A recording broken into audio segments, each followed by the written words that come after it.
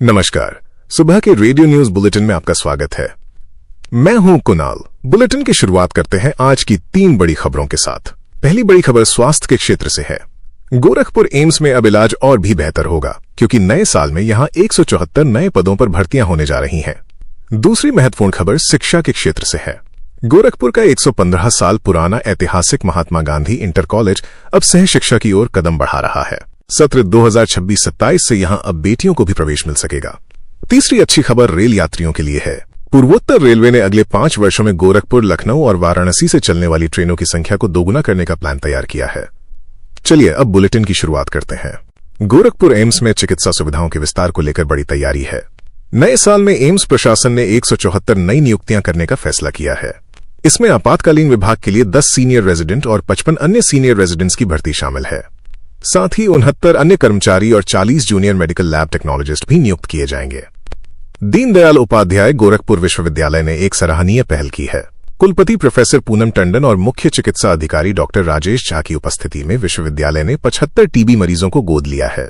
विश्वविद्यालय परिवार इन मरीजों के स्वस्थ होने तक उनकी देखभाल करेगा और उन्हें नियमित रूप से पोषण सामग्री उपलब्ध कराएगा। पूर्वोत्तर रेलवे के स्टेशनों पर अब भीड़भाड़ कम होगी और नई ट्रेनें बढ़ेंगी। रेलवे बोर्ड ने अगले 5 साल के लिए एक महत्वाकांक्षी योजना बनाई है। इसके तहत गोरखपुर, लखनऊ और वाराणसी जैसे बड़े स्टेशनों से ट्रेनों की संख्या दोगुनी कर दी जाएगी। शिक्षा जगत की ओर रुख करें तो गोरखपुर के एमजी यानी महात्मा गांधी इंटर कॉलेज ने एक बड़ा सामाजिक बदलाव लाने वाला फैसला लिया है। 115 साल पुराने इस कॉलेज में अब तक केवल छात्र पढ़ते थे, लेकिन अब यहां सह शिक्षा शुरू होगी। सत्र 2026-27 से कक्षा 9 और 11 में छात्राओं को भी प्रवेश दिया जाएगा। इसी बीच शिक्षा जगत से एक और बड़ी खबर दीनदयाल उपाध्याय गोरखपुर विश्वविद्यालय से है। विश्वविद्यालय प्रशासन सत्र 2025-26 से अपने स्ववित्त पोषित पाठ्यक्रमों में भी पीएचडी कार्यक्रम शुरू करने जा रहा है। इस पर 29 दिसंबर को होने वाली विद्या परिषद की बैठक में अंतिम मुहर लगेगी। शोध पात्रता परीक्षा फरवरी में होने की उम्मीद है। प्रशासनिक स्तर पर भी कुछ बड़े बदलाव हो रहे हैं।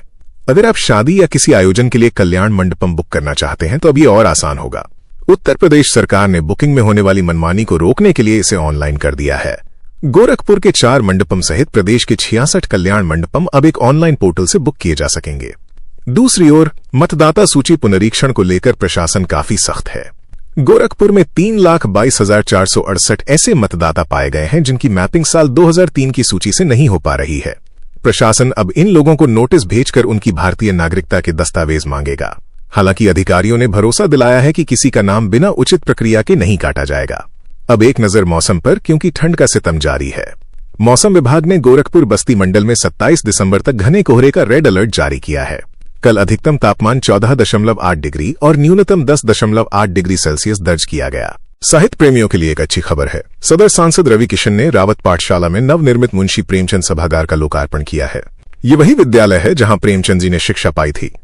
अब ये नया सभागार छात्रों की सांस्कृतिक गतिविधियों का केंद्र बनेगा। शिक्षा के क्षेत्र में कुछ नकारात्मक खबरें भी रहीं। दीनदयाल उपाध्याय विश्वविद्यालय और देवरिया के संत विनोबा पीजी कॉलेज में परीक्षाओं के दौरान 19 छात्र नकल करते पकड़े गए। 9 छात्रों के पास तो मोबाइल फोन भी मिले हैं। इन सभी के खिलाफ कार्रवाई की गई है। वहीं बिजली विभाग में भ्रष्टाचार और लापरवाही के 2 मामलों की जांच पिछले 10 दिनों से अटकी हुई है। बेलुडिहा गांव में चक्की के अंदर ट्रांसफार्मर छिपाने और सिसवा गांव में अवैध बिजली लाइन बिछाने की जांच रिपोर्ट अभी तक सामने नहीं आई है। आज के बुलेटिन में कुछ अत्यंत दुखद खबरें भी हैं। चौरी चौरा के शत्रुघ्नपुर गांव में एक मार्मिक घटना घटी, जहां अपनी 70 वर्षीय बड़ी बहन द्रौपदी के शव को देखकर 60 साल की सुगंधी को इतना गहरा सदमा लगा कि उन्हें दिल का दौरा पड़ गया और उनकी भी मृत्यु हो गई।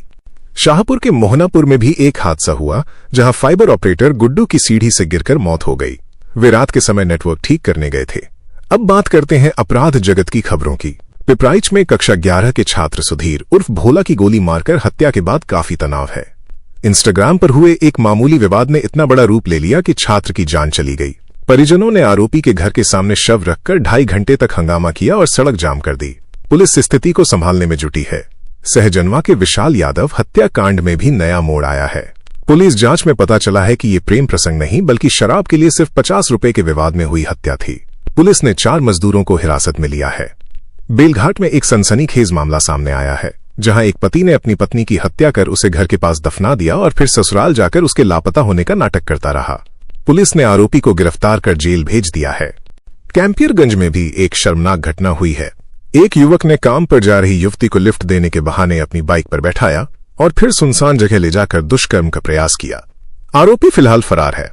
तो ये थी आज सुबह की प्रमुख खबरें। कल सुबह फिर मिलेंगे। नमस्कार।